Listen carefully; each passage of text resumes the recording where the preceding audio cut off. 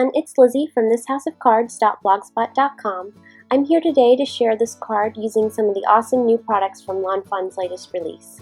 So the idea for this card started with this dream stamp set, which I really love. I love the way the feathers are drawn because they convey a lot of movement in the way that they're curved. So of course I immediately thought of falling feathers and wanted to build a scene around that.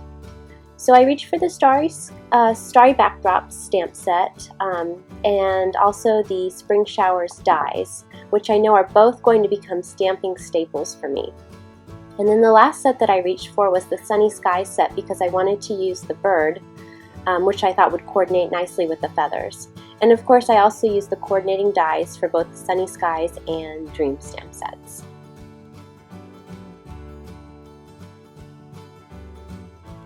So to get started, I went ahead and cut a piece of charcoal colored cardstock to 5.5 inches long by just under 4 inches wide, and then mounted the starry backdrop stamp onto a stamp press.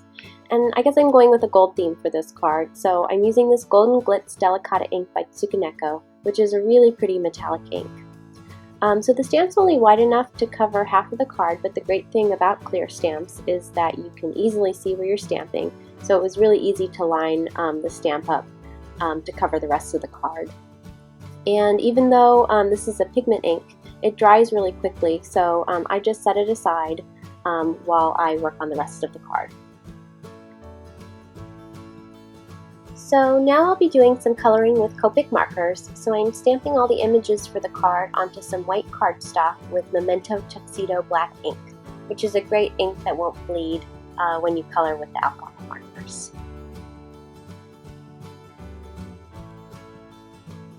So I wanted these feathers to have sort of an ombre look to them, just to give the card some added interest. So I chose some markers that I thought would blend well together. And even though these markers aren't from the same color family, the same blending technique of choosing some light, medium, and dark colors still apply. So I started with YR02, which was my lightest shade. I then added RV17, which was my darkest shade, and blended that with the medium colors, which were RV25 and then R14.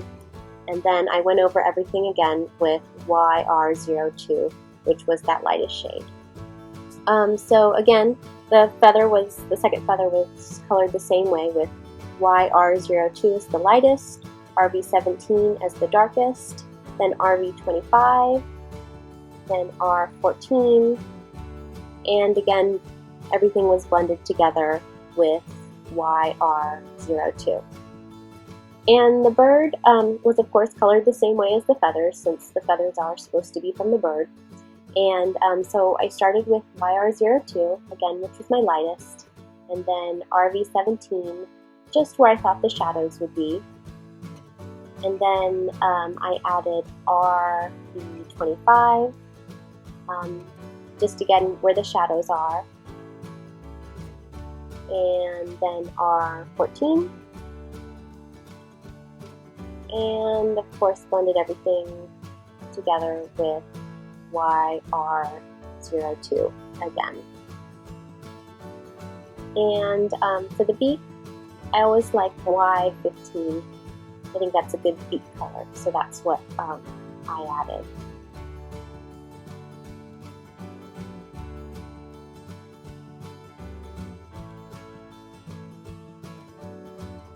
So now that everything's colored, I'll use the coordinating dies to cut everything out.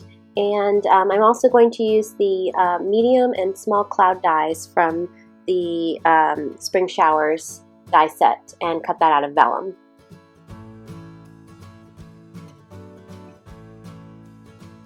So now I'm going to work on the sentiment, which as you can see is stamped twice to create the look of a shadow, which gives the sentiment some depth.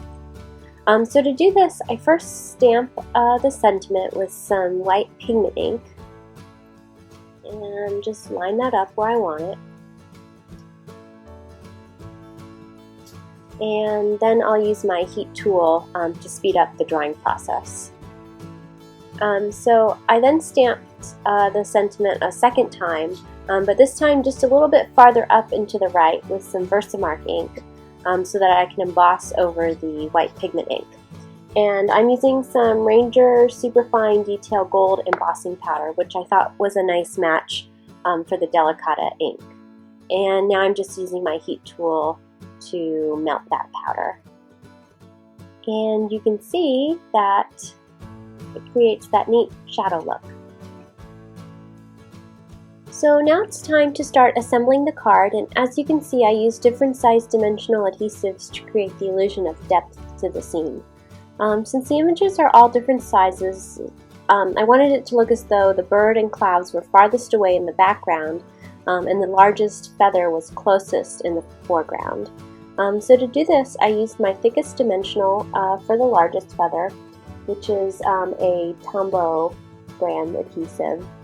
And then I used my normal adhesive for the smaller feathers, which is the Scotch 3M adhesive, and that's what I use for 99% of my cards. I like the thickness of it, but it is nice to have both sizes when you're creating a card like this.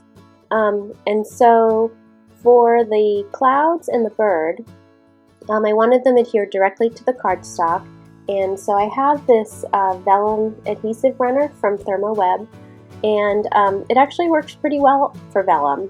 Normally you can see adhesive through vellum, but with this vellum runner, it's pretty much, you can't see it, so that's really great.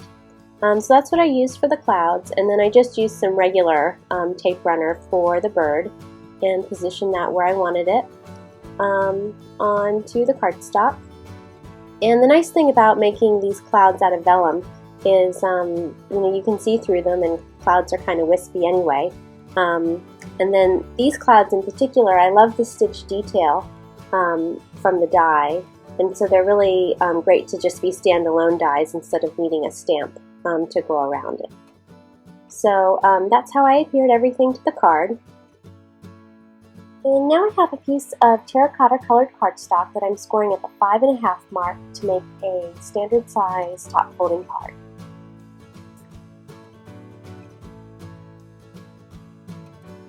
And now I'm just making sure that I have enough room to adhere some thin strips of gold cardstock that I cut from this piece of gold cardstock that I have been hoarding.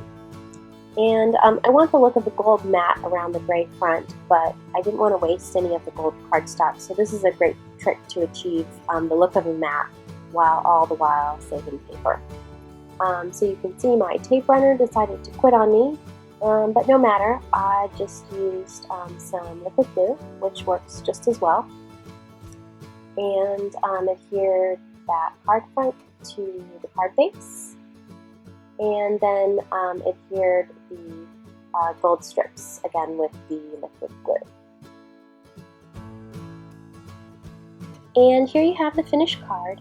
You can see all the different details on the card, including the depth created from double stamping the sentiment and using different size foam dimensionals, as well as the sparkle of the gold ink and embossing and the shine of the gold cardstock.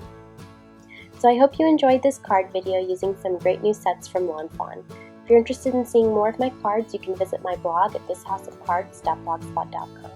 Thanks so much for watching!